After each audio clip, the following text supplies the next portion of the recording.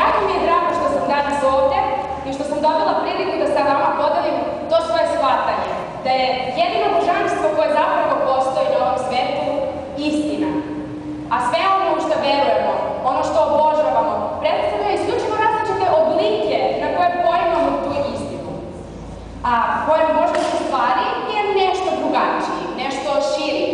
I on podrazumeva istinu samu kao jedino božanstvo koje postoji, ali pored toga i put kojim težimo ka njoj, samo spoznaju koju srećemo na tom putu i pre svega sva pitanja koje se pitamo dolazeći do odgovora, jer upravo odgovori su osnovna jedinica istine kao takva.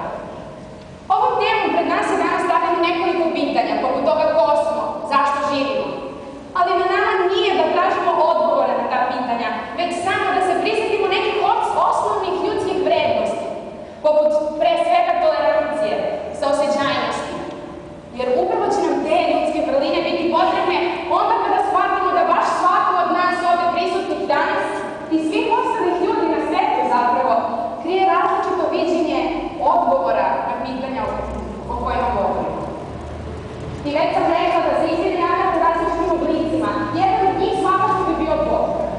Ali danas ne bih mnogo govorila o tome, već bih vas pozvala da se zajedno poistovetimo sa svima onima koji svrhu svog življenja nalaze u nečemu za nijansu drugačije.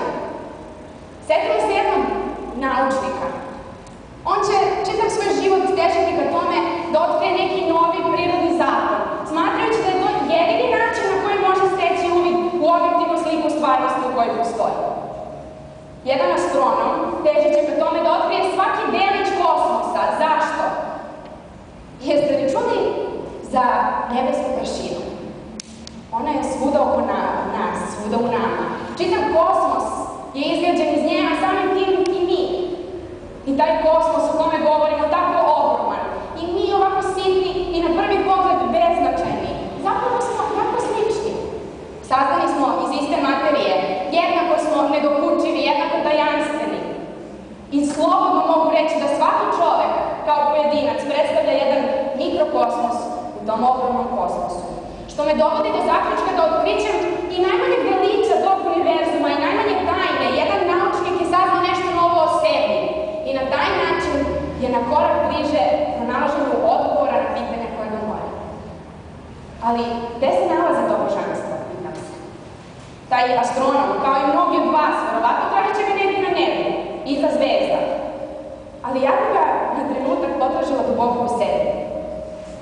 Ono što me vodi kroz život su razum, emocije, moral, ali pre svega savest koju je Sokrat nekada davno opisao kao Božji glas u sebi. I upravo ta savest jeste ono božansko što nosimo i jeste Božji glas koji nas vodi.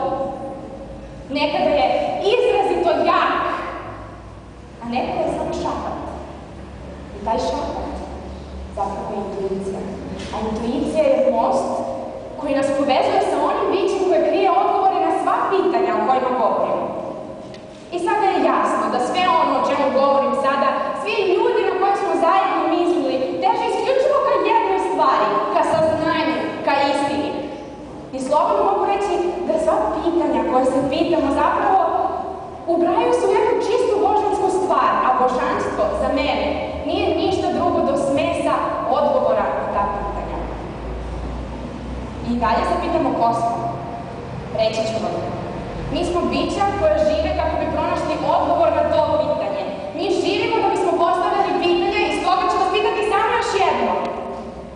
Znate li kako je Aristotel opisao božanstvo?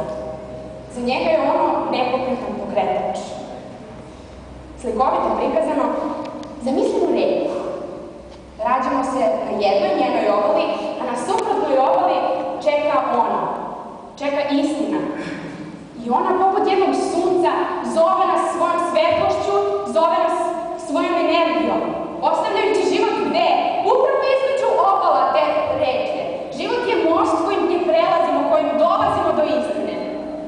Cilj je da se setimo tolerancije koju sam pomenula i da živimo život skromno, ne ometajući druge, puštajući da biraju svoj put kojim prelaze reku.